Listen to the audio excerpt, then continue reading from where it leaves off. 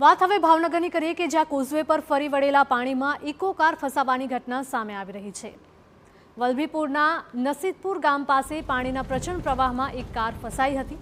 ઉપરવાસમાં સતત વરસાદ બાદ હવે કોઝવે પર પાણી ફરી વળ્યા છે। ઇકોના ચાલકે જોખમી રીતે કોઝવે પાર કરવાનો પ્રયત્ન કરતા કાર ત્યાં જ ફસાઈ ગઈ હતી। ચાલક સહિત 2 લોકોનો જીવ જોખમમાં મુકાયો હતો। નસીદપુર ગામના સ્થાનિકો મદદે દોડી આવ્યા હતા। જેસીબીની મદદથી ભારે જહેમત બાદ કારને બહાર કઢાઈ હતી।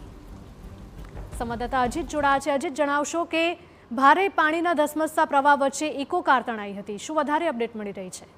જી, વાત કરવામાં આવે તો ભાવનગરની અંદર શહેર અને જિલ્લામાં છેલ્લા 8 થી 10 દિવસમાં વરસાદ સતત વરસી રહ્યો છે, જેને લઈને ક્યાંક ને ક્યાંક આ પ્રકારની ઘટનાઓ સામે આવી રહી છે। ત્યારે આજે જે ઘટના બની છે તેમાં ભાવનગરના વલભીપુર તાલુકામાં ઉપરવાસમાં ભારે વરસાદને લઈને નસીબપુર ગામ છે તેની અંદર કોઝવે ઉપર ભારે પાણી ફરી વળ્યા છે ને આ પાણી ફરી વળવામાં એક ઇકો ગાડી છે તે પાણીના પ્રવાહમાં ફસાઈ ગઈ હતી, જેની અંદર 2 લોકો ફસાણા હતા। સમગ્ર ગામમાં નસીબપુર ગામના લોકોને જાણ થતા તાત્કાલિક ઘટના સ્થળ પર જે કોઝવે છે ત્યાં પહોંચી ગયા હતા। જેસીબીથી લઈને ટ્રેક્ટરને દોરડા વડે આ જે કાર હતી તેને બહાર કાઢવામાં આવી હતી, રેસ્ક્યુ કરવામાં આવ્યું હતું અને 2 જે વ્યક્તિઓ હતા જેમને આબાદ બચાવ થઈ ચૂક્યો છે।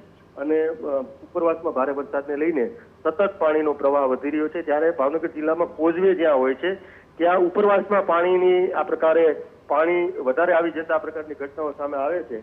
ત્યારે આ ઘટનામાં હાલ તો કોઈ પ્રકારની વ્યક્તિને મુશ્કેલી નથી પડી, આબાદ બચાવ થઈ ચૂક્યો છે અને હાલ પાણી છે તેનો પ્રવાહ વધી રહ્યો છે।